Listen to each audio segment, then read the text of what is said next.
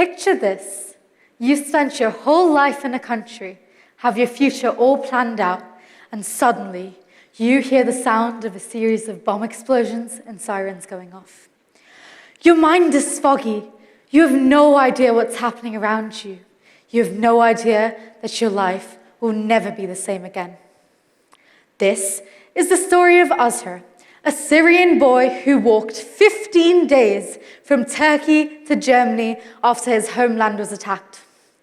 What do you think was going on in his mind at this time? Do you think he went off the grid? I met Azhar back in 2016 during a student exchange trip in Germany. Azhar was a grade 10 IB student in Syria aspiring to be a pilot. The Syrian civil war caused millions like Azhar to flee from their homes. I still remember Azhar telling us how he, his cousin brothers, and his uncle decided to flee the country. First, they tried the legal channel, but when it didn't work out, they decided to walk it. It was a harrowing 15-day journey with little to no food on the way. When they reached the border, Azhar was separated from his family due to protocol. At this point, do you think he went off the grid? Let's pause for a moment here. What do you think was the predominant emotion in Azhar's mind? Was it the fear of the unknown crushing him, or was he too scared to even think about it? I am a teenager. And with the world in continuous flux, there's much we think about on a day-to-day basis. Things like academic pressure, peer pressure, keeping up with our social media image, health and fitness, future careers. There are multiple domains. But if we keep our generic problems aside for a while and think of children like Azhar, what will we realize? We will realize that we are much more privileged than them. A lot of teenagers come from a home with terrible things that happen to them, a place of abject poverty, or just they simply exist in a war zone. If a child that comes from a city speaks up for their mental health issues, there'll be much conversation around it. But what about those teenagers that have no one to speak up for them? Who will highlight their situation? Who will speak for them? In our contemporary world, with the overload of information that we see on a day-to-day basis, whether it be in reality or on the internet, we often forget that we have the power over our minds to create a meaningful life.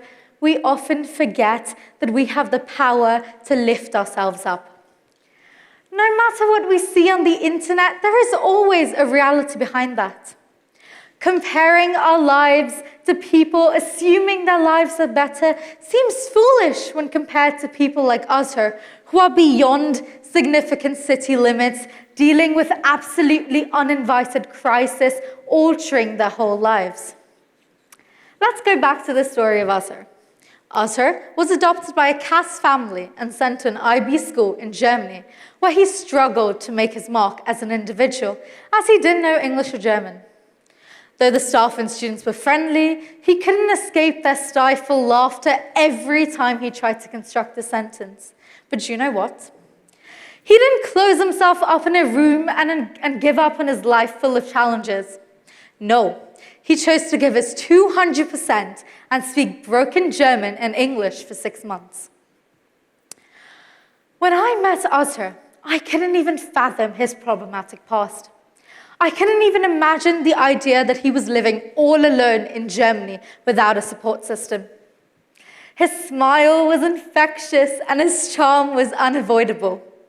We can't deny that at that time, it was the most challenging, traumatic point of his life.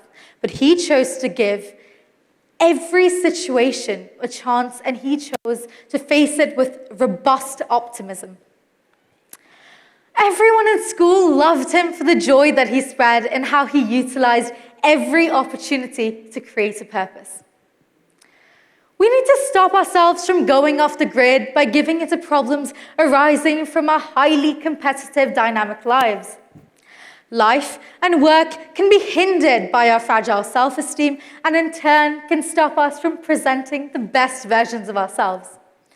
We need to stop getting affected by our surroundings, by all of the criticisms that we see on a day-to-day basis, by what we see on the social media, by the idea of a good life, bullying, comparisons. We need to see the positive in things, take all of the opportunities that we've been blessed with into account, and come out stronger than ever before. Life isn't the same for all. We all have to face some of the other kinds of adversities. As a generation, we often forget to hope and get absorbed by all of the negativities that surround us. And in turn, the way we present ourselves, it's not the best we can possibly be. But stories like ours rekindle our positivity and our hope for a better future. So the next time someone scolds you for something you've done wrong, don't feel victimized. The next time something doesn't go your way, don't feel like your right to freedom of choice is infringed. The next time you compare your lives with your friends or say their parents are better than yours, don't forget all that you have on your plate. Many people don't have the freedom of choice or the happiness of coming from a good home with friends and parents that care about them, that they've grown up with, sharing a bond. Whenever you feel like you don't have enough, think of children like Azhar, for whom it was a fight to the finish. So where is Azhar now? Let's find out. Good evening, everyone. I hope you are doing well. You must be wondering what the little Azhar is doing now. So here I am. I work as an audit assistant in a mid-sized audit company in Germany. And first of all, I have to tell you that the journey has not been easy. But I never give up. If I can do it, you can do it too. Be sure, no matter what. And always remember, there is only one difference between a stupid and a clever one. The stupid one makes always the same mistakes. The clever one makes always new one. Believe in yourself and you are halfway there. Never take your life for granted. I know it gets hard sometimes, but striving is worth it. Let's take inspiration from Azhar's journey. If he can do it, we can do it too. Thank you.